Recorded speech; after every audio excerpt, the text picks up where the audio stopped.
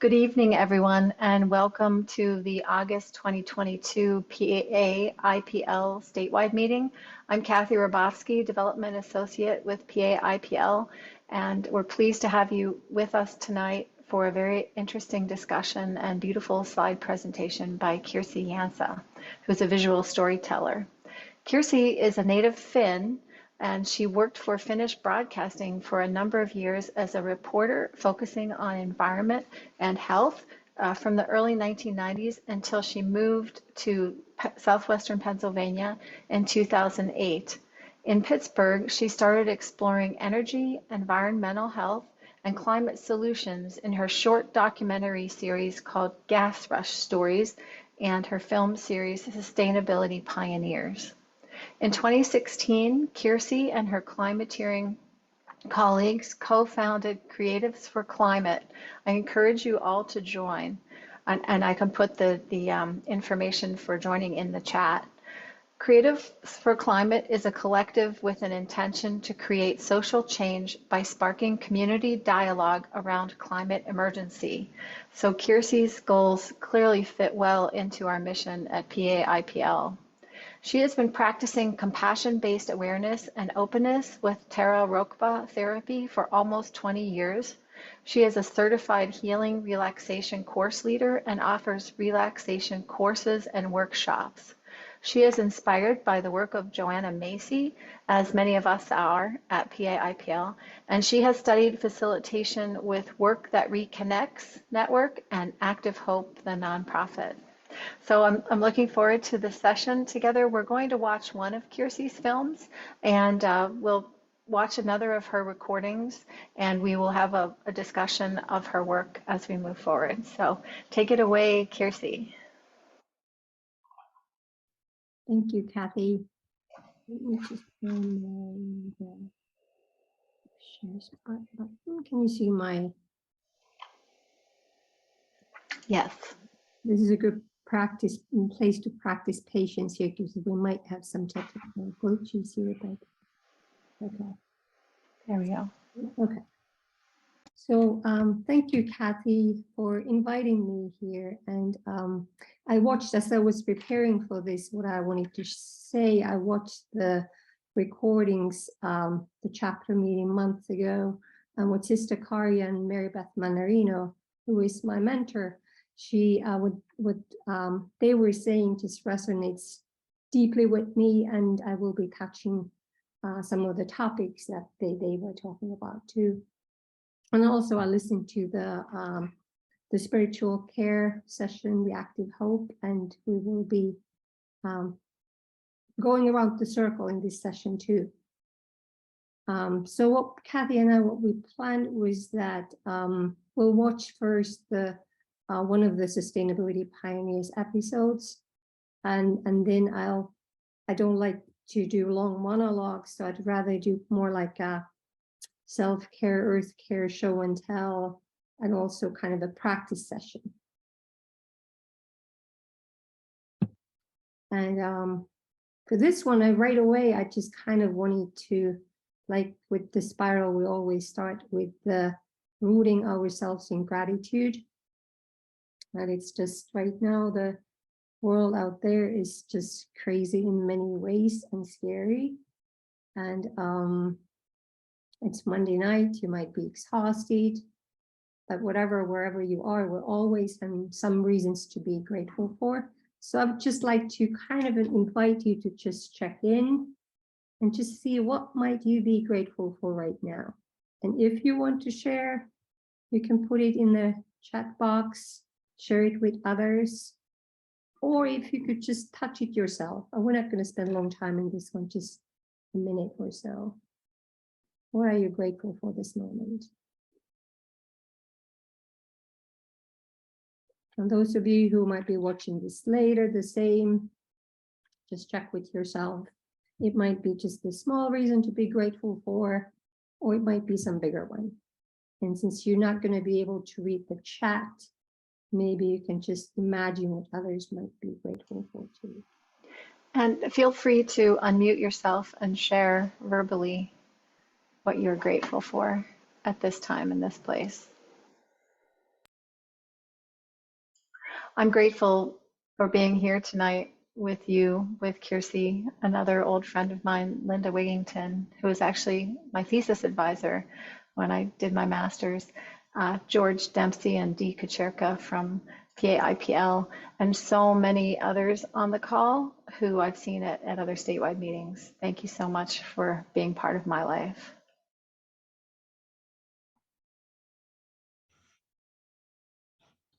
I had the news on. I'm grateful for the Ukrainians able to get their reactors back online again and not start World War III.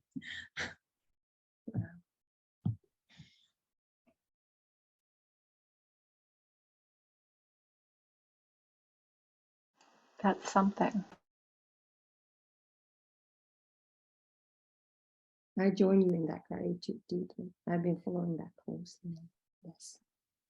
I was at a naturalization ceremony today in Philadelphia, and I was grateful to see the excitement of all the new citizens who were there for that ceremony, and also to hear that they do this every day, several sessions, and it was just beautiful to and uplifting to see their enthusiasm.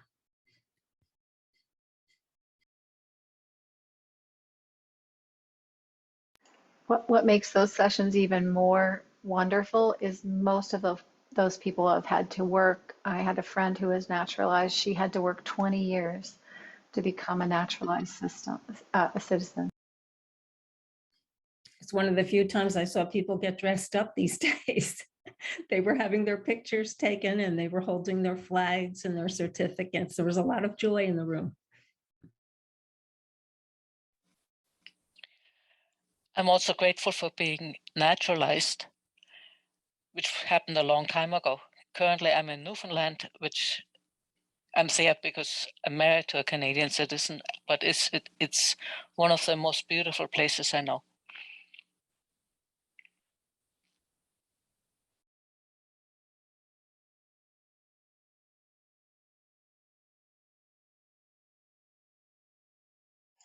It sounds like George Dempsey is grateful for Kirsi and I to be hosting this program tonight and watching the amazing videos, especially the nature ones.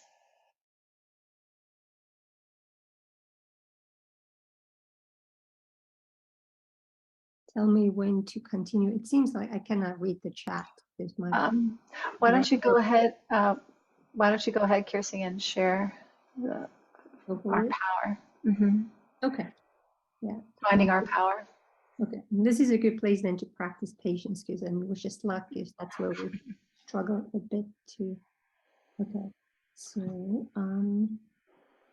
let's see if that would work. So if it does not. Okay. Now I'm gonna start again.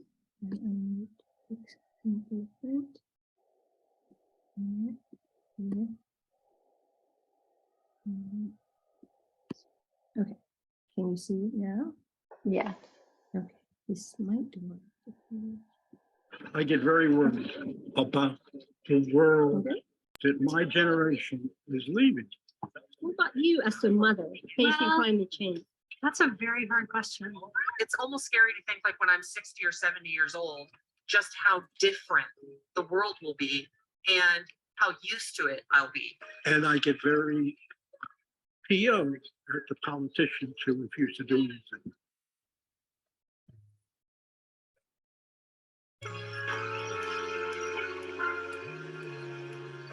In June 2017, President Trump announced that the US will withdraw from the Paris Climate Agreement. I was elected to represent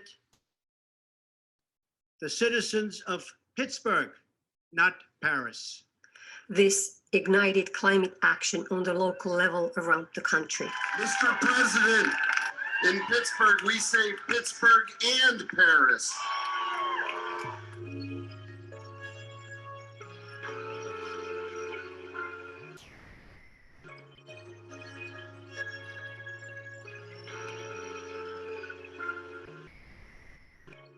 It's almost like a competition between mayors in order to be able to push the bar a little bit further. And it really is networks that have been created in those cities by the people that are the reasons that that challenge is there, and you're able to meet it.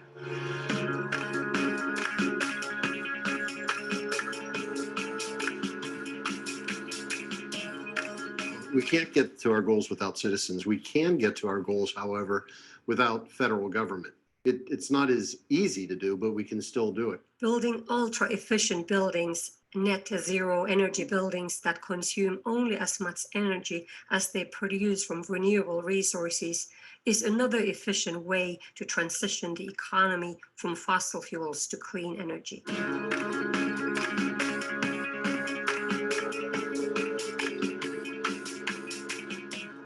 I have been following the Frick Environmental Center, the newest of Pittsburgh's green buildings, for the last 8 years.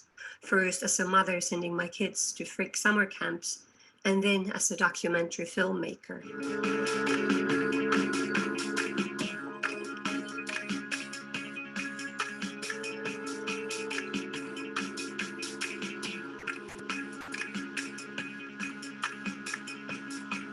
We've held ourselves to very high standards for environmental design. We are on track now to meet both LEED Platinum, which is the highest level of LEED that you can achieve, as well as something called the Living Building Challenge, which means that we'll be net zero for both water and energy. This is the main facility and the amphitheater. When we talk about energy, I really like to stress with people that yes, we're doing solar, but that wasn't like our first thing. The first thing was to think about how can we reduce the amount of energy that we are going to need. We have known for a very long time that our use of fossil fuels is heating the planet and that we need to transition to a clean energy economy rapidly. There are many reasons why this transition is starting so slowly, especially here in the US. One huge reason is the fossil fuel industry and its massive disinformation campaigns that some media outlets still disseminate. Across the country. Oh, the humanity, how will we ever rebuild? The apes will soon rule the earth. Wait, hang on. Things are actually fine. We're all fine, which is more than what could be said for that scientific report. The fossil fuel industry has also contributed millions of dollars to politicians.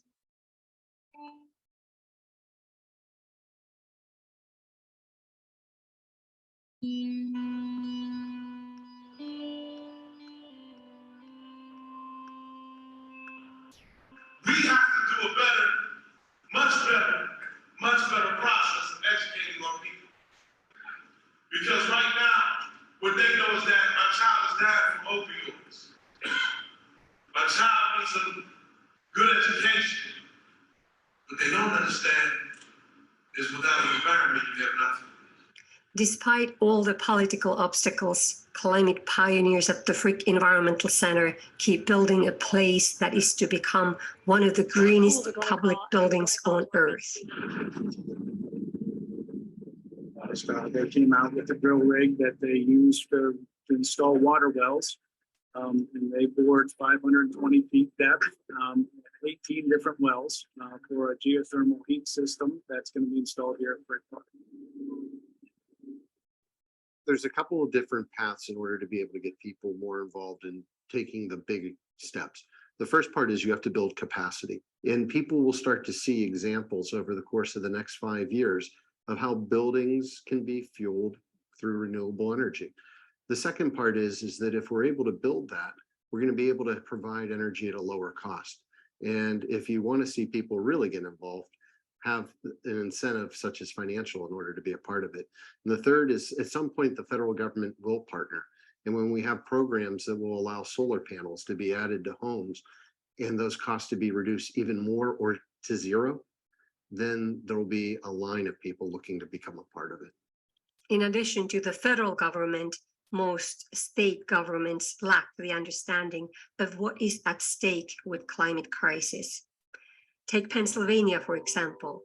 With the approval and support of the state government, Pennsylvania remains one of the top producers of fossil fuels and is, of all the states, the third largest emitter of carbon.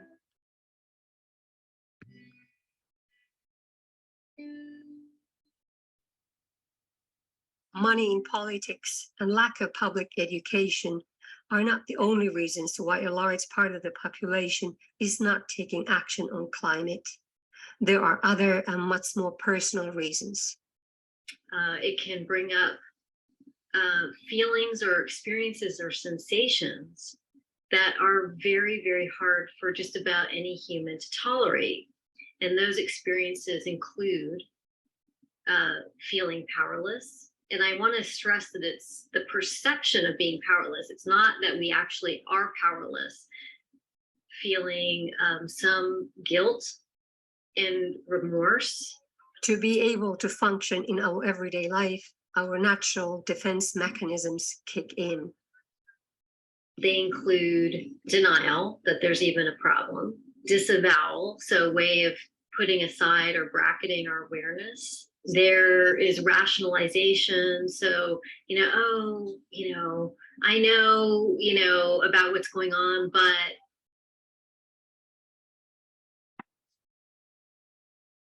if we continue to be engaging in these defense mechanisms, we will continue to be largely ineffectual.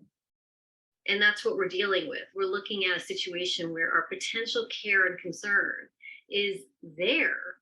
It's just underground. Do you think, are we doomed? Yes and no. Yes, that we are doomed to be incurring and to continue to incur unfathomable loss. And at the same time, there is tremendous capacity in the human, and we are seeing that as well. Despite the amount of money going into lobbying or even into misinformation, the general public gets it. And if you look at the numbers, it's across every state in this country. It's one of those issues that can actually pull us together.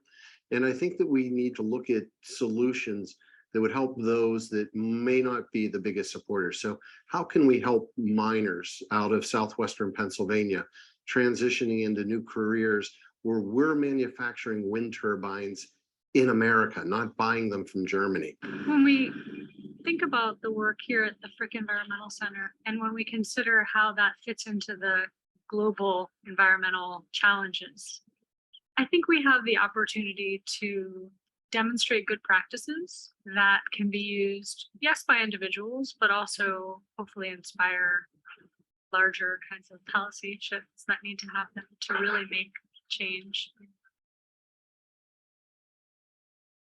Things are going as planned. Our sixth plan, maybe 7, 8. Plan C. Yeah. D. A project like this, anytime you try to do something that nobody's ever done before, you have to be able to bounce and adjust and adapt. The way we've thought about the building from the very beginning, from design through construction through use, is all different. We had an integrated design process where the engineers were working with artists and working with our construction managers and our architects all as a team, so that we could try to solve problems early and reach goals like having a building that is now designed to use about 40% less energy than a typical building of its size and use in the Northeast. Over the life cycle of these panels, is specific Frick Environment Center going to save money, or is it going to cost money? So there is a break-even point that we're looking at for them, probably in the range of 15 to 18 years. And given that the panels have a 30-year warranty, they're easily going to double the amount that they pay for it in terms of the energy that they get, probably significantly more. Many of us have already come to our climate moment, a point of no return when we cannot close our eyes, minds, and hearts any longer. There are no guarantees of the outcome of our actions, yet collective climate action is the best bet we have. And it can be extremely inspiring and empowering. Look, it's up to you and it's up to me and tens of millions of other people to get it together, to roll back the forces of carbonization and join together to combat the existential threat of climate change. You're going to be the first people to go to the greenest public building on earth. What do you think? right, ready? I'm excited for you to finally be here. We've been planning and building for a really long time. You know, thinking about climate change when you have children and knowing that that they will have a different future than we have can be overwhelming. We're not going to stop climate change, but we can find ways to respond to it better and to reduce it or to slow its path.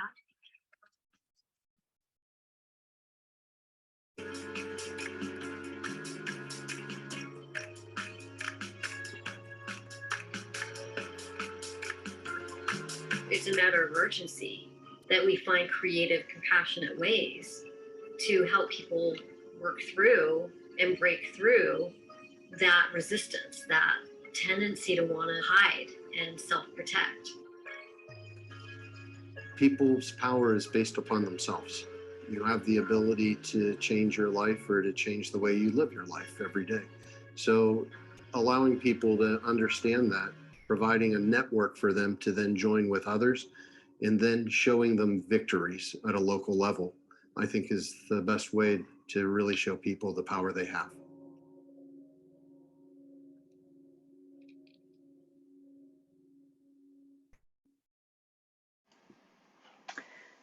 And that's why we're here tonight, to talk about how we can collectively share the power that we have to dive in and make an impact, whether that's in our local, regional, state, or national level. And Kirsi's going to walk us through some of her expanded work after the Sustainability Pioneers. Kirsi, could you tell us a little bit about how you find inspiration in your work, and seeing all the Sustainability Pioneers, maybe we'll all share how some of them inspired us as well. So let's start with Kirsi, and then we can move to everybody throughout the meeting. I think it's the community for me. It's the connection that like doing these stories and just seeing.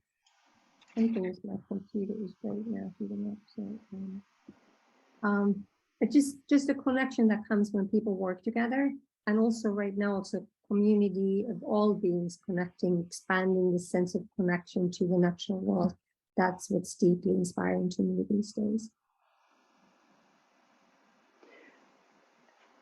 How are some of our guests tonight finding inspiration for their work? Would you care to share a little bit about how you're finding your inspiration? Feel free to unmute.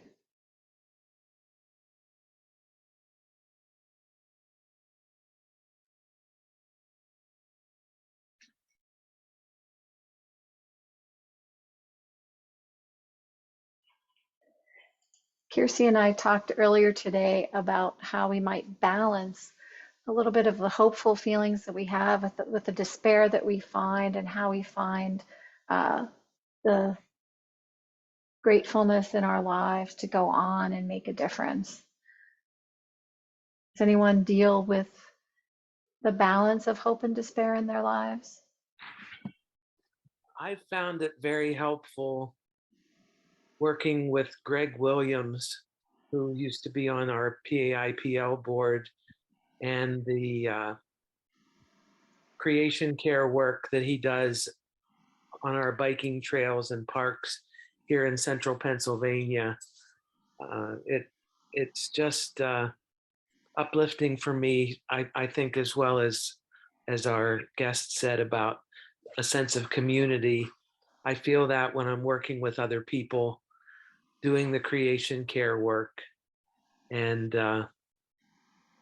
being out in nature, it's helpful. And just being able to do something and not just sit and feel despair.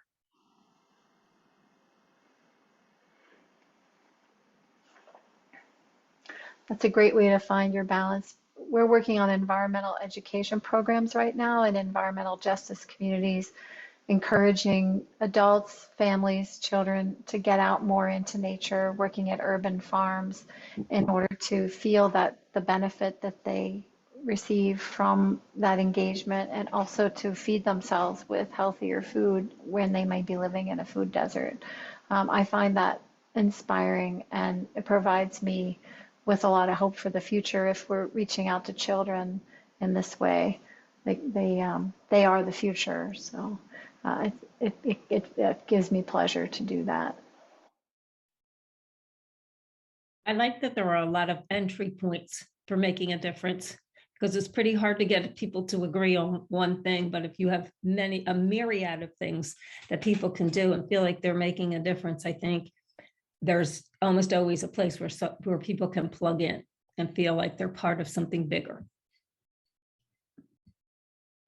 That's a very good point, Marilyn.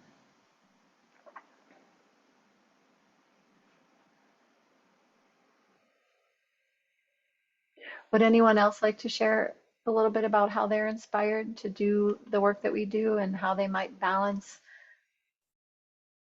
their inspiration, hope, and despair in their lives, or balance hope and despair in order to give them the inspiration to keep moving? Well, then, looks like Marilyn unmuted herself there.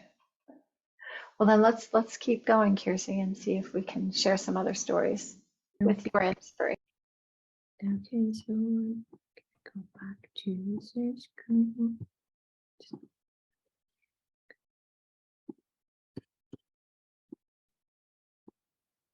Okay. Now you can see this one. Okay, so let me make sure that I'll see you, because right now you disappeared from my screen. Now I see you small. Oh, sorry. Okay, I want to go back. Okay. Let me try this. We're still here, even if you can't see us. I just got back from Europe, and I feel like my Zoom skills have got rusty. Okay, so how do I right now go back? Because right now it's like, Kathy, can you stop share? Because right now I cannot, my buttons don't work and my mouse does not work. Okay, so do you want me to share instead? Yeah, if you could just stop share, then I should be able to get back. I'm currently not sharing. You are. Oh, right now, then this is weird. I'm not quite sure. Okay, I'll stop. Okay, I stopped your share. Okay, now I was able to. Okay, and I'm gonna go back here. There it is. It's like that. Now I see you. Okay. I'm gonna go into here.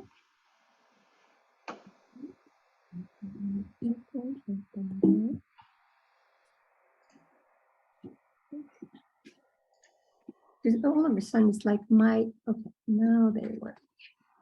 Like they have mind of their own. Sometimes I can use the mouse and sometimes it does not work. So let's try again.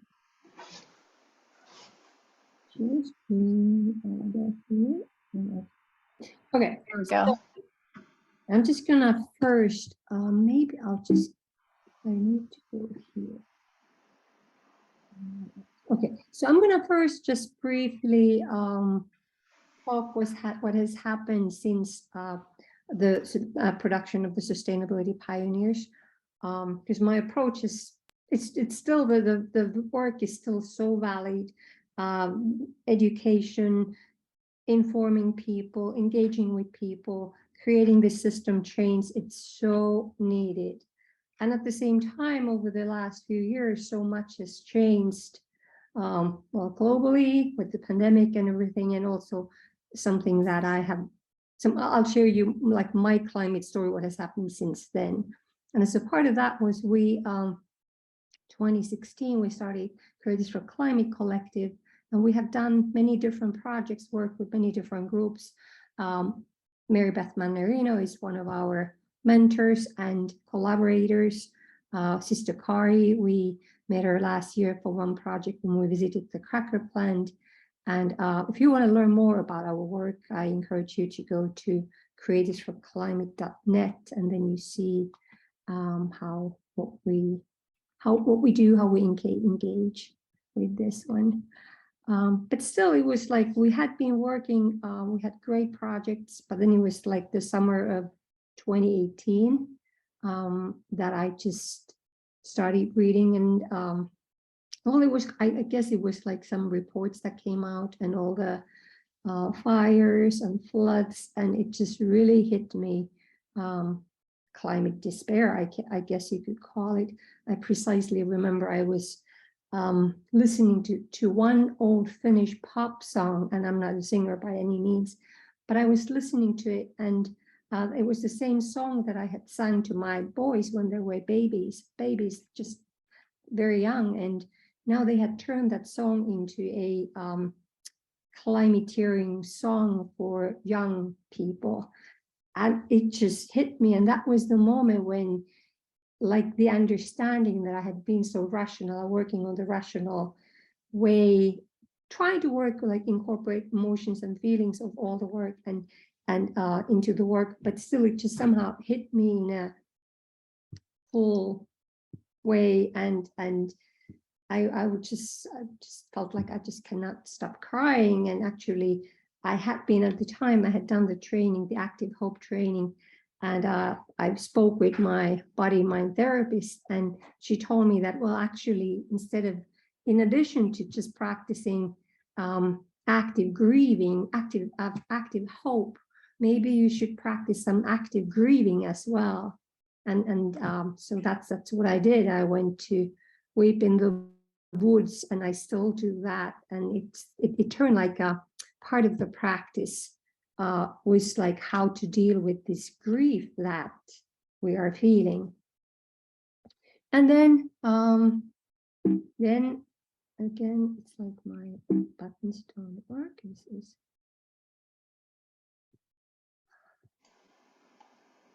is quite, I'm sorry about the technological. This is That's right. Last time you touched play and then it worked. Yeah. Now it disappeared again. So, but then something happened, and I want to share you something quite drastic. And okay, and now I'm gonna go to exit and stop. Share it from here. Can you see now this video? My name is Kirsi. Can you see the video playing now? Okay. No, we can hear it. In that case, I'm gonna go to stop share, and I need to switch it from here. Okay. So something happened. This happened. This is a 5-minute video. What happened on the Arbor Day of 2018, and I'll continue then the slideshow after this. See, I'm a native Finn, and nature is my beloved neighbor. Some associate my name Kirsi with kirsikka, a cherry. In the spring, I had been taking pictures of trees everywhere I went, mesmerized by their life force.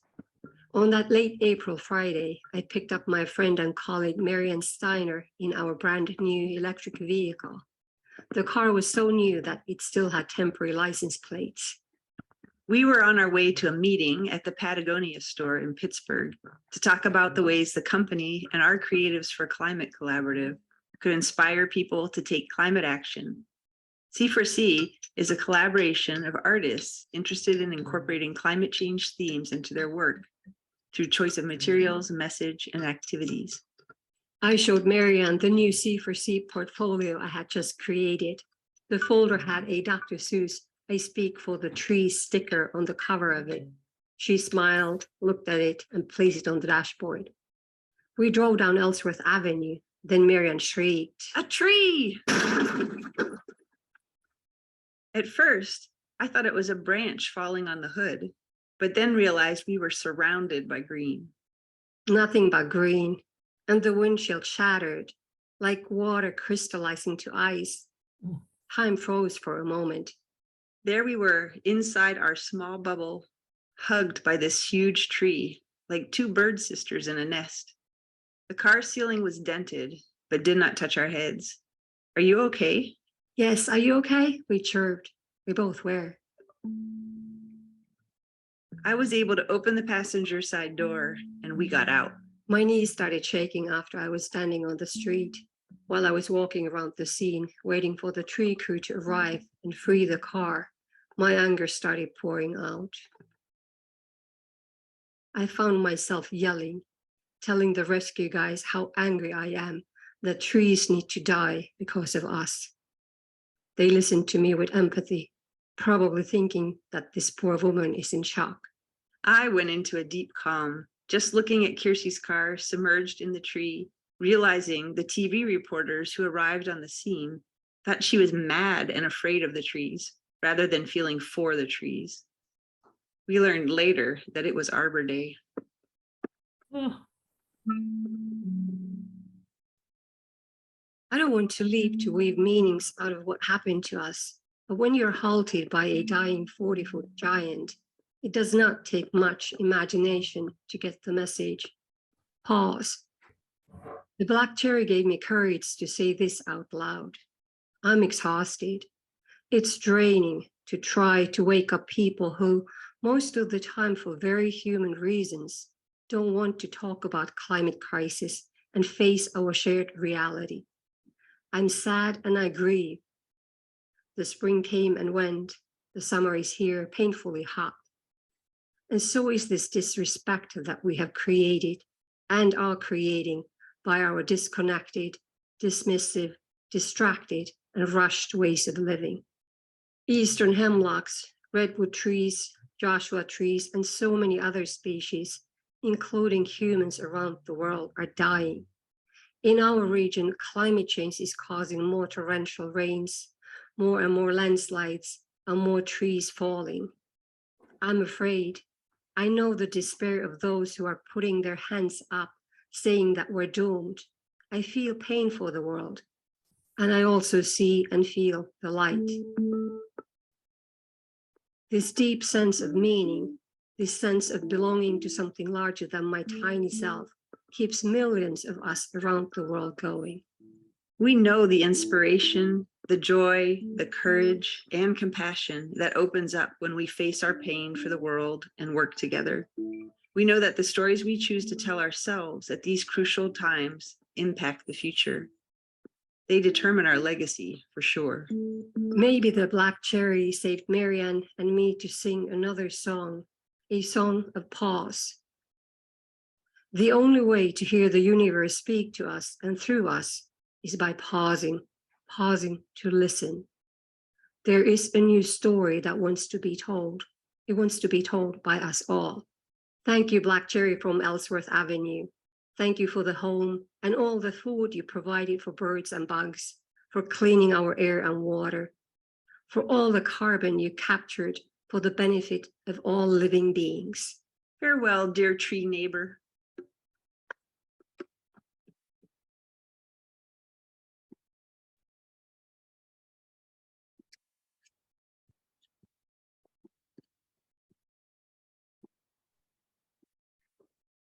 Yeah. So that experience, beautiful and terrifying as it was, took you in a new direction. Yeah, I was heading in that different direction already. And yeah, then it was like I knew that something that I'm doing, something is not working. And if I will continue doing this, I'm just going to burn out. And I knew that I had to do something differently. And now I want to go back into sharing my screen. Oh, now thumbs up that my mouse will work this time. Right. There's something that I don't have right here in my, I'm trying to fix this. Okay, let me see. So, okay. That looks awesome. Now you see the screen, right? Correct. We're good. Yeah. They have one more video and then we'll see. Now I lost your faces. I'd like to see you too, but because it feels weird to talk without seeing your faces, but I'll keep you in mind. So so then came the pandemic, and that was like a collective pause at the time, and it was for a while all of us paused. And it felt kind of like this could be a portal to something new until everything started rushing and happening so soon again. But while I was then in the pandemic, so I the first months I actually did the Work That Reconnects facilitator training. As a part of that, we read this book, this beautiful book by Sherry Mitchell, who is a Native American lawyer and writer, activist, Sacred Instructions, Indigenous Wisdom for Living Spirit-Based Chains. And what she says here, that conquest is the vehicle that drives colonization. It has been the modus operandi for 17 centuries. It has infiltrated all areas of our lives. The tendency to overthrow runs deep. The goal of much of our activism has been topple one system and replace it with another. This practice perpetrates the cycle of domination.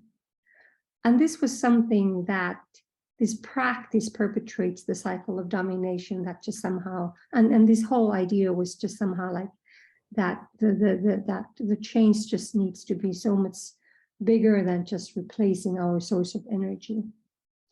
And like Einstein also says that we cannot solve our problems with the same thinking we used when we created them. So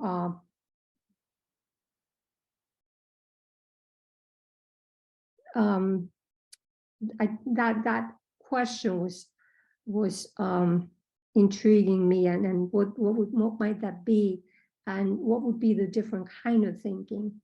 And as part of what helped me during the pandemic, and what still helps me, is just being in nature, sometimes with my camera, sometimes without my camera. And like this picture, it's the snake skin. So the snake had shedded the skin, and it also sheds the cornea, the scratched cornea. And just imagining like seeing fresh, seeing things differently. Kirsi, we're seeing the slide showing a song of pause. Can you advance to the next one? Oh, this one, that's weird because mine shows right now something is then, because I have mine shows the one that. Do you want me to try to share? Yeah, I think it might be better. Okay, let me try that. Yeah, because if you can use just the PDF and so. There. Can everybody see the snake? Uh-oh. Can everybody see the snake? No, this is right now. We see the portals. Oh, okay, one more. Yeah. And next one. Yeah. Can you make that larger? Like right now we see that.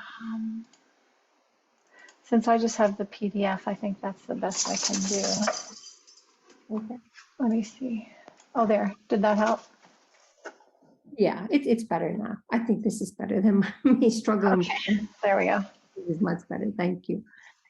So yeah, just the idea of like this snake, and the whole idea of like us learning from nature, learning different ways, just the tiny little things and insights. I think that is so inspiring. But so then the question, like, what would it mean then to change the same thinking? And if it's a practice that perpetrates the cycle of domination, then the question, I got intrigued at what would it then mean to practice healing ways of being? And Kathy, do you want to? Yeah.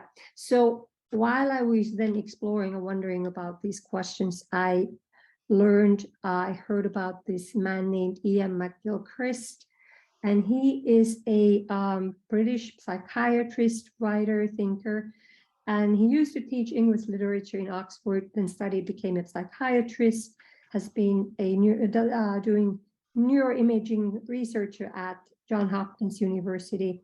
And so he wrote his first book a few years ago, The Master and His Emissary. And there's a great documentary. I really recommend that, The Divided Brain. You can find it on his webpage and on Vimeo.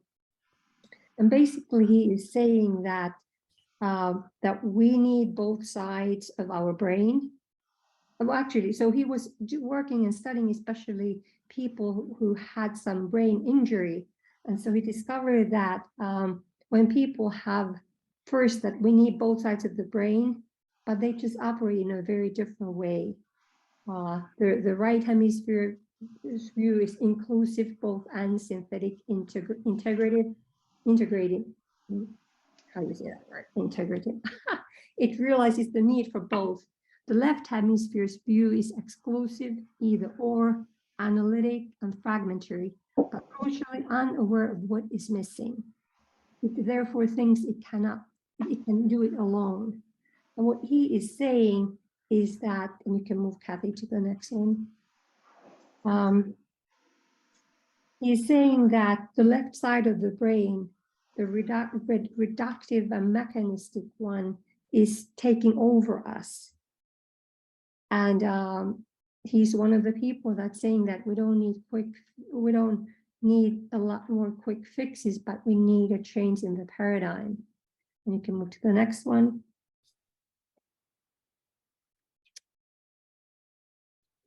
I think we skipped, yeah. So, and he's talking about, he's asking, like, through the fact of our embodied nature, through art and through religion, the right hemisphere might still be able to make a comeback. And I really encourage him to listen to him and tune into his message. This is just a very, just a brief summary of what he's sharing. But basically, it's this idea of, like, how do we then use our human mind? Like Joanna Macy talks about how a lot of our problems are mind-made. Maybe they can be also healed through if we heal our mind. Kathy, you can go to the next one. So that also got me thinking, like, in my own work, just somehow, like, how it's difficult, like, how can you even see your own blind spots? Because how do you know it's your blind spot? But I started through these tree crashes and pandemic, I started seeing, like, also how that asking myself, that is it what I'm doing? Am I operating out of this reductive way, or am I acting using my whole brain? And am I seeing the big picture, or am I seeing, like, am I trying to fix the other? Am I, like, I'm the educator, I'm the communicator, I'm trying to change the other? And am I then, because of my own blind spots and conditionings, am I just perpetrating the cycle of domination? And then you can go to the next slide, Kathy. And then the other thing, what I was wondering, is this sense of urgency. So where does this sense of urgency, need to fix things, where does it come from? Am I acting out of a place of care and courage? Or am I acting out of a place of fear and despair? Because that's where I'm coming from. It's impacting how I am in this world, how others experience what I'm trying to communicate. So it's not easy questions, and there's no easy answers there either. And Kathy, can you do the next one? So as a result, because of all this, I was, my personal practice became even more important for me. So I had been meditating for almost 20 years.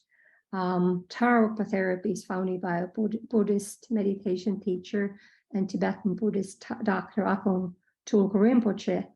And at the basis of Tara Rokpa Therapy is compassionate presence for oneself, and it's a practice to expand this compassion towards everyone.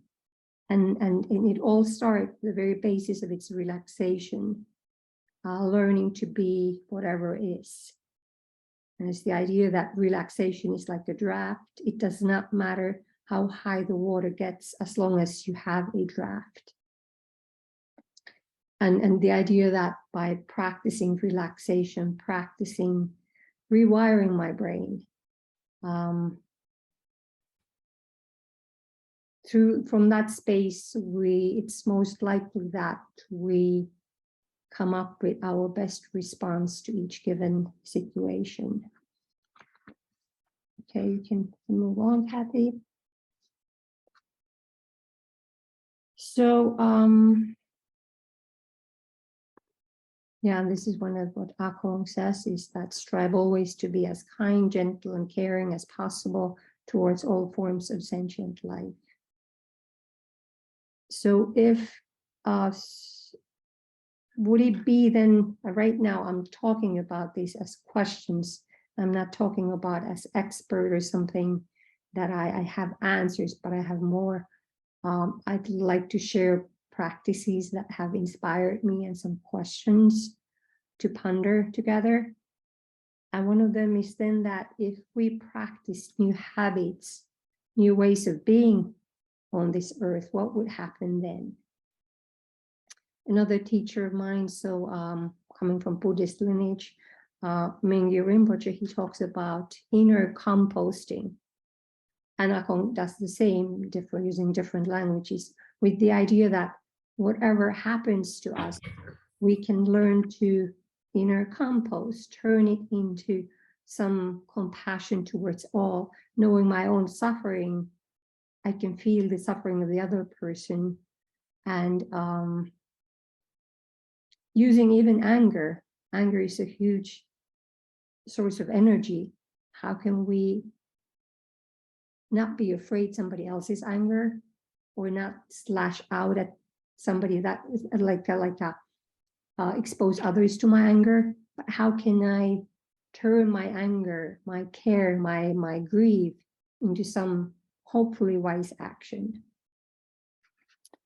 And with this one, now maybe we'll, Kathy, you could maybe stop sharing, and if that would be okay, yeah, we could stop sharing here. So from here, I'd like to ask you, would you like to just, Kathy asked me if we could do one of the healing relaxation sessions, and I have a 3-minute video that I'd like to share. I'll read a bit from Akong Rinpoche's words that are very relevant to the work of Faith, Power, and Light too. And then I lead to like a 1-minute mindfulness practice. Would that be okay? We'll do that. Certainly. Okay. Then I'm gonna go and find my video. This one I did during the pandemic for the Earth Day, and okay, let's see it.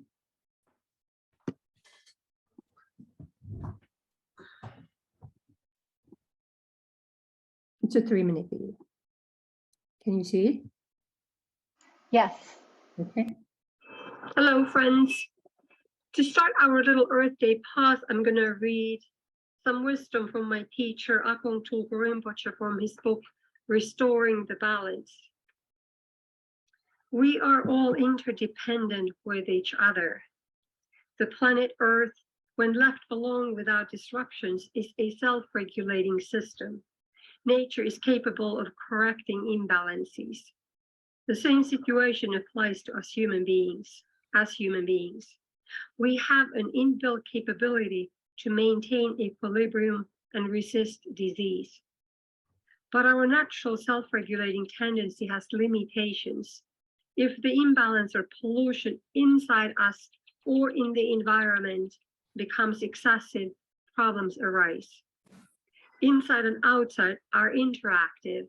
So when we reduce the internal and external causes, our natural balancing forces start to operate and restore us again.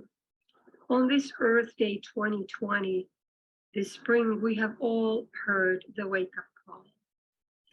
Like this can be, or they are gap moments. They could be portals into a new way of being, individually and collectively. So let's just pause together. First, just become aware of your body and find the stability of your body. Feel how you are being effortlessly carried by the earth.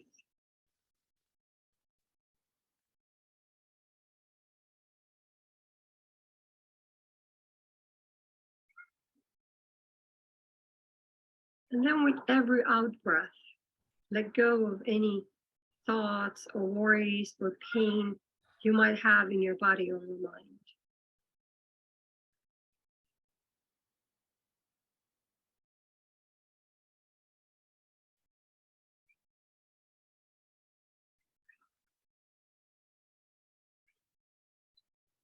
And when a little bit calmer state arises, start paying attention to what is, to your senses.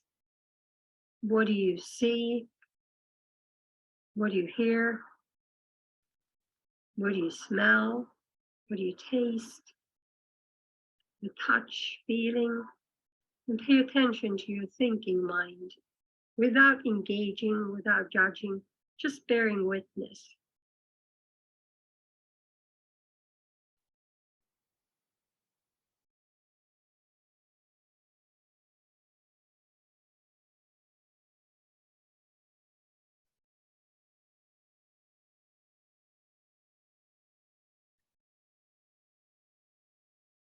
A compassionate presence is the best gift we can give to the earth and to ourselves.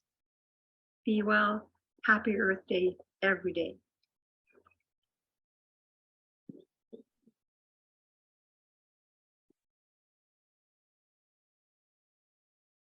Okay.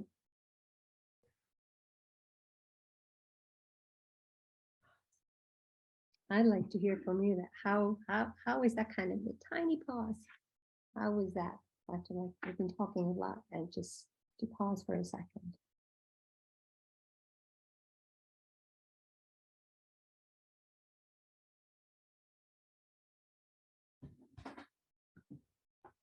Anybody want to share?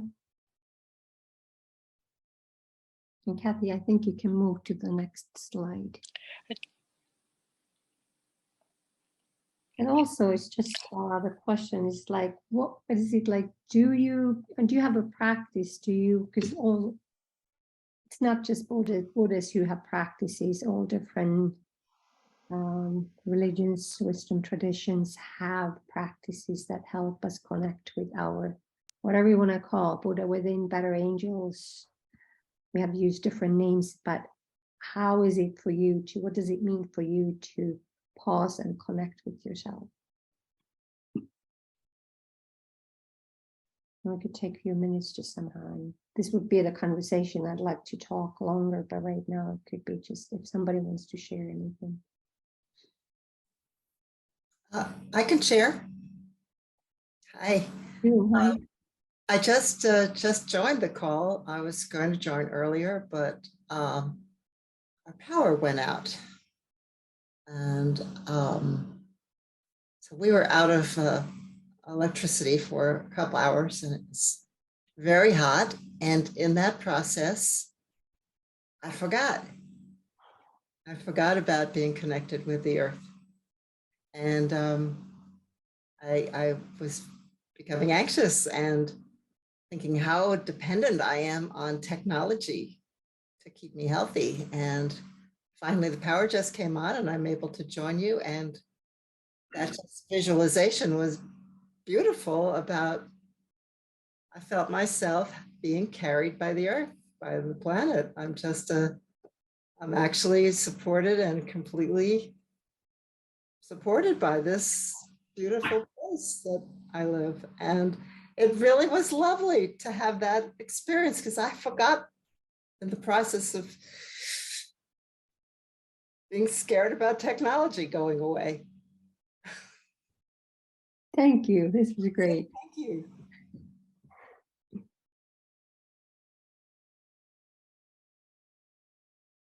Dee has raised her hand. Go ahead, Dee. Hi, can you hear me?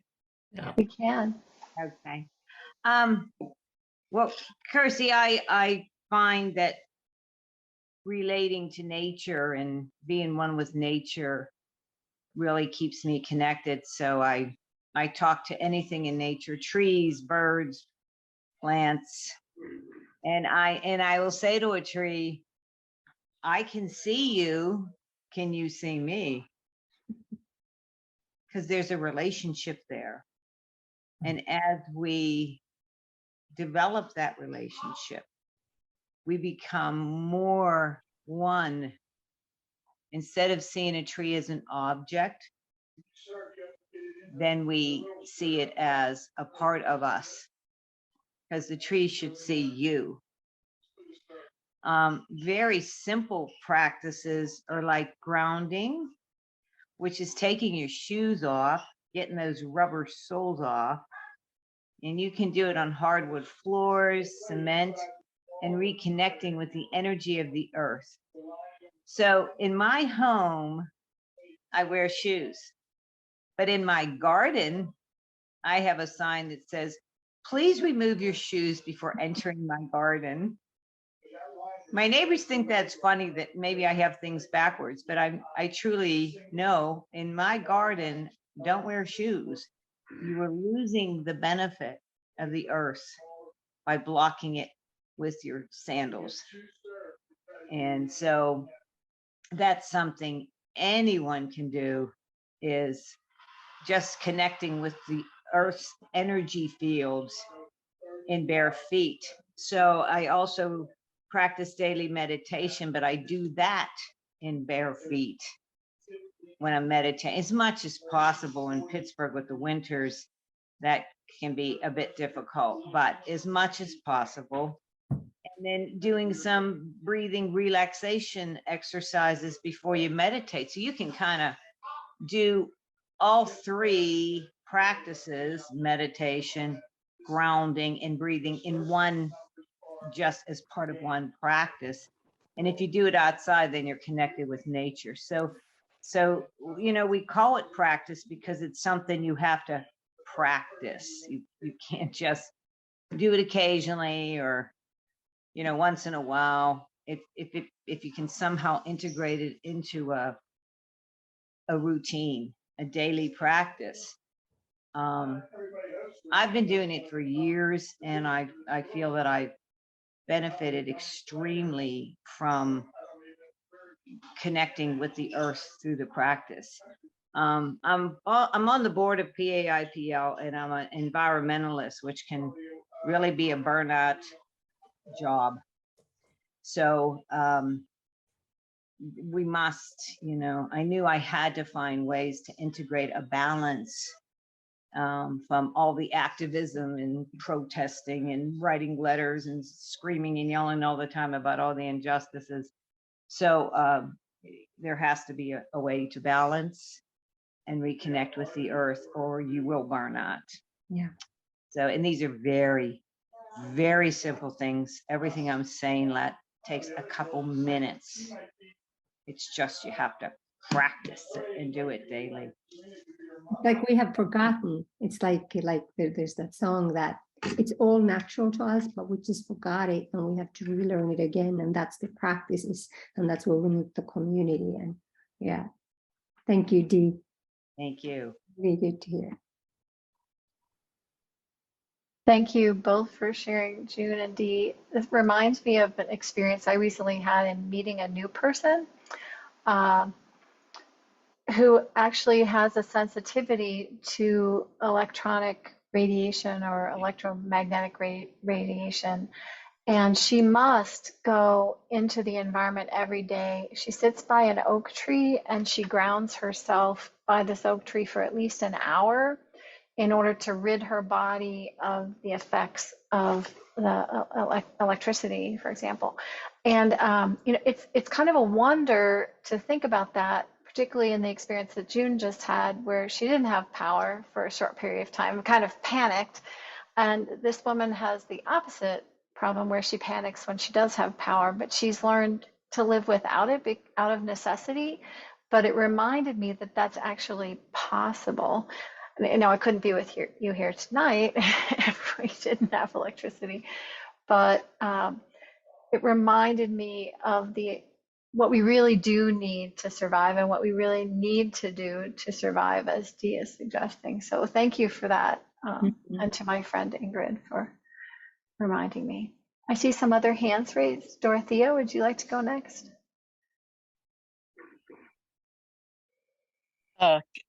I grew up in Bavaria, and I've often thought, and I was raised Catholic, as most people in Bavaria are. I think one of the special features is that the Catholicism is really integrated in everyday life. One example is that there's a lot of crucifixes. If you take a hike, there's a lot of crucifixes in the fields, because a lot of the farms originally were set up by monasteries, and they had to say their prayers. But the image I always had was that it's like the crucifixes grew up from the ground, and I think that's a little bit special, and I find it very comforting. even so, in the meantime, I've become an ethical humanist, so I don't practice Catholicism anymore, but that one particular image stuck with me.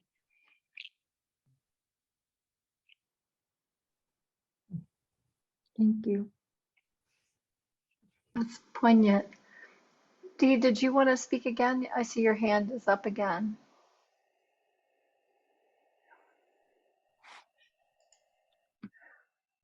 Would anyone else like to share? Feel free to unmute.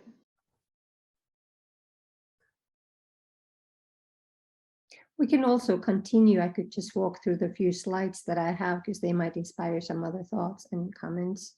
I just right now just gather it from these different practice communities that I'm part of and what I'm planning right now for my work, that these kind of like questions and practices, that one of them would be is this, actually the sit spot practice, what Dee was also talking in the Work That Reconnects. There's the practices like go every day, try to go every day for at least for 10 minutes, maybe for half an hour if possible.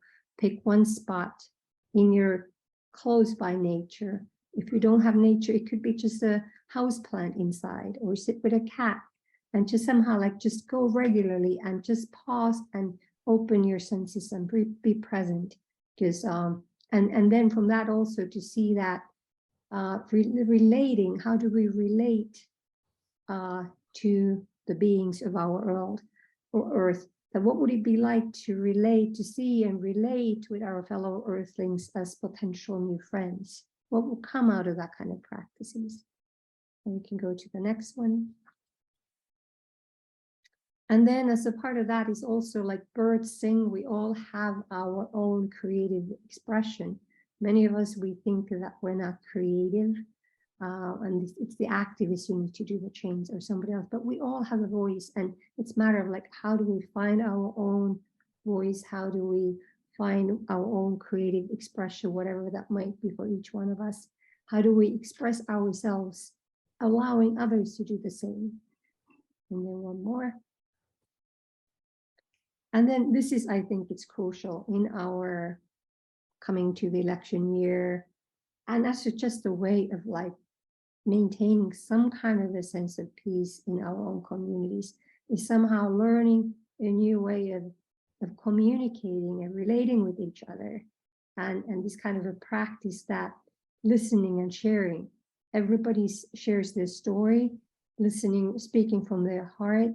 And then we just share and listen without commenting, without judging, but just trying to listen and understand where the other one might come from. No debating, no convincing, not trying to make anybody understand the severity of climate crisis, even though we want to do that, but just listen. What would happen? And then I think that might be, yeah, those were the kind of what I'm kind of like curious, like what would happen if we practice this kind of things? How is this all sitting with you? I'd love to hear more.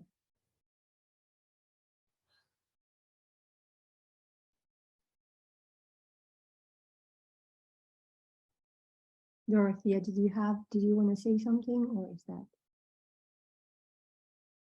do you have your hand up?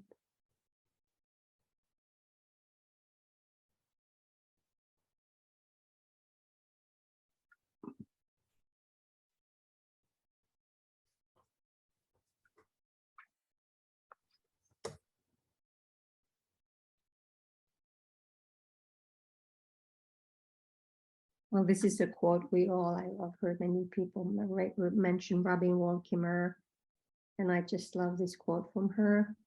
And we could wrap up here, unless we want to do another practice. And Kathy, you had another closing, but just this idea that we're going to make mistakes, whatever, when we do our climate advocacy. It's not going to be perfect. How do we still do it as imperfect as we are? How do we practice compassion for ourselves and for the others?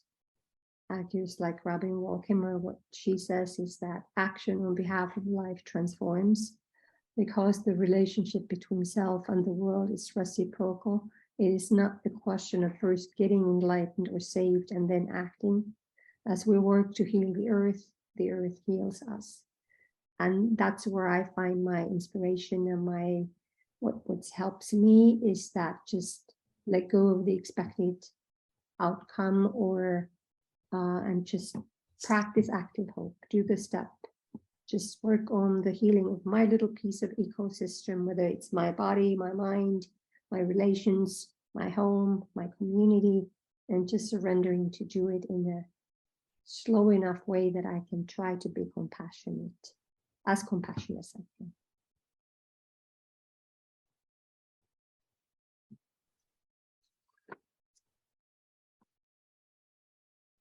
Yeah, this was all that's like, if you have comments, questions, you can either share here. If you want to email, I'd love to hear from you. This was last idea. What time is it? Because right now I cannot see. We're at 8:15, so I think we have time for your self-care, earth care practice, and then a short closing. I mean, how do people, because this could be also something that I could just invite you to do on your own. Just give yourself a nice, gentle hand massage. One hand gives, the other one receives, and you're just present to yourself. Gentle touch.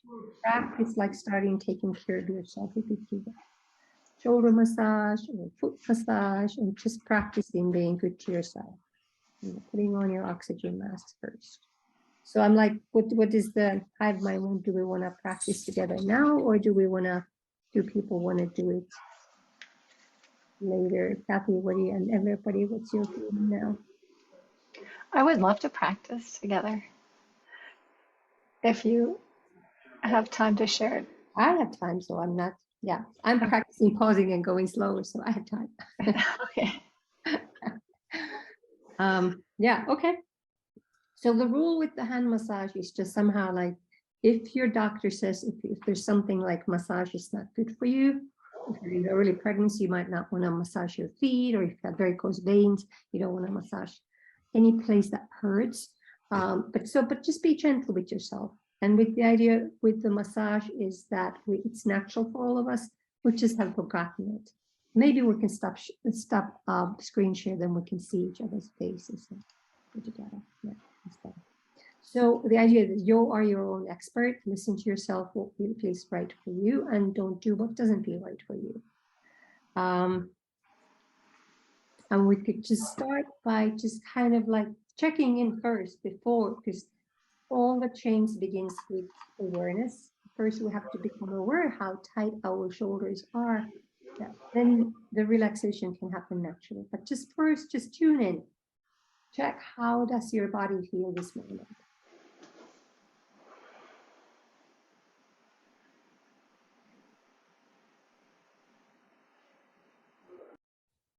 And then we can just start shoulder rolls. We'll do a warm up together, and then we'll do the hand massage, one hand at a time. And you can turn around.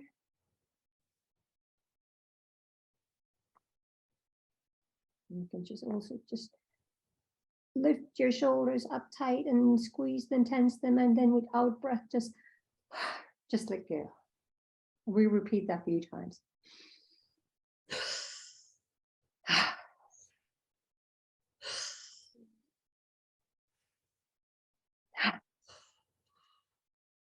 Just flap our hands.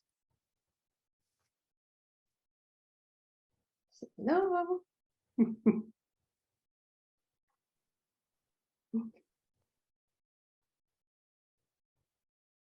Okay, and then you can just kind of see which of your hands wants to give massage or which needs more attention. Then you can just pick your hand and you can just kind of say hello. It's just like meetings. It's like all the mindfulness practice is just becoming present. And then when you just kind of can just gonna go one finger at the time, and very slowly, just start like one finger at the time. You can just squeeze your fingers, you rub them a little bit. Just Just being present, that's the main key, and feeling, giving the kind of touch that feels right for you. Then you can move to your next finger. Mind always wants to go fast. So when we massage, it's like we help our mind to relax when we tune into the body, and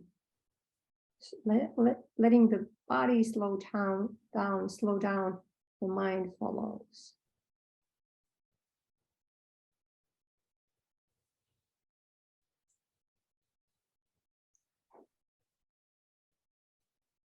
And when you give yourself a massage, pay attention that you're not like tensing your shoulders when you're doing that. Just try to stay comfortable, find a good spot where you do that.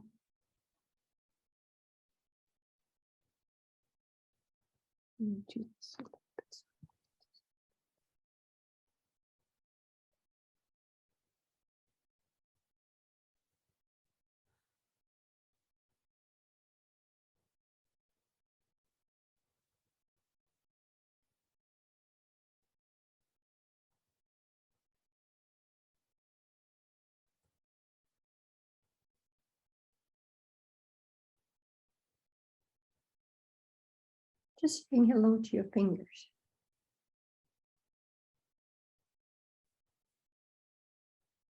And you can, when you bring it down through your fingers, you can massage the top of your hand, in between the joints. Massage the thumb.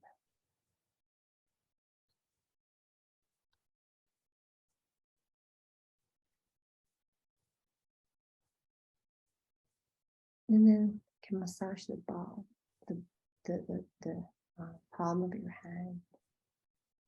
Put your fingers like this to give some strength.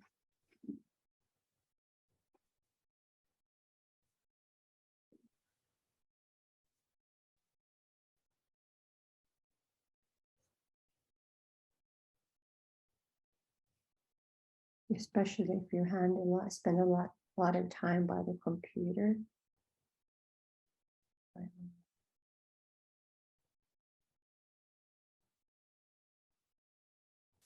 Give some love and care for the hands. And then when you're done, you can then again just kind of like just check. How does he feel, the hand that just received the massage? Do you notice any difference? You don't need to make up, just notice. And then we'll do the same with the other hand.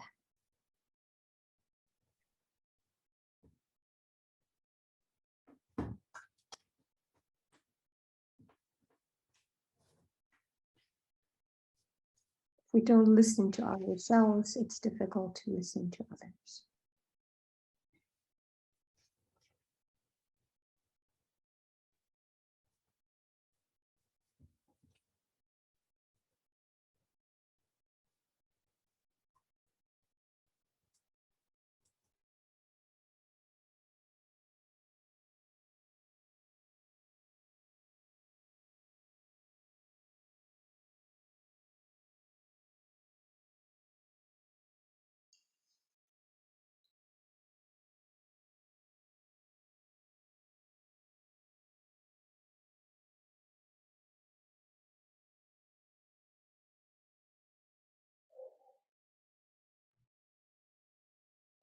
I'm looking at everyone's faces and they all look peaceful and relaxed. This is the thing, because all our thoughts and worries, they live in our heads and in our thinking mind.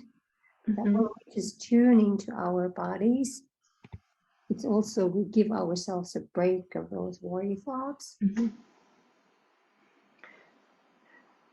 On that note, I would like to close with a different reflection than what I was going to share with you earlier today. I find Kirsi to be an inspiration in my own life, both as a visual storyteller and a spiritual individual, as many of you are to me as well. And I look forward to sharing with you again at another statewide meeting or a spiritual care session, which, by the way, we do have. George Dempsey and Donna Corba will be leading our spiritual care session based on Joanna Macy's Active Spiral of Hope on Monday evening, September 12th. So please watch emails for the invitation and register with us for another spiritual care session. George, would you like to tell us anything about that? It's going to be on ecological economics, and we'll go through the active hope practices and the meditation and some music. I always find these sessions to be very guiding. They provide me with quite a bit of inspiration, hope, guidance. On that note, I'm going to close with an adaptation of Thomas Keating's The Welcoming Prayer. Now, it's not necessarily to be used as a welcome, but as what we welcome into ourselves. So please join me in listening to this adaptation of Thomas Keating's The Welcoming Prayer. Welcome, welcome, welcome. I welcome everything that comes to me today because I know it's for my healing. I welcome all thoughts, feelings, emotions, persons, situations, and conditions. I let go of my desire for power and control. I let go of my desire for affection, esteem, approval, and pleasure. I let go of my desire for survival and security. I let go of my desire to change any situation, condition, person, or myself. I open to the presence of the universe and the universe within.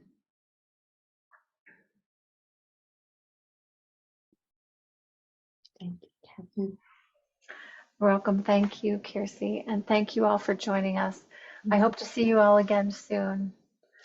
Have a lovely evening.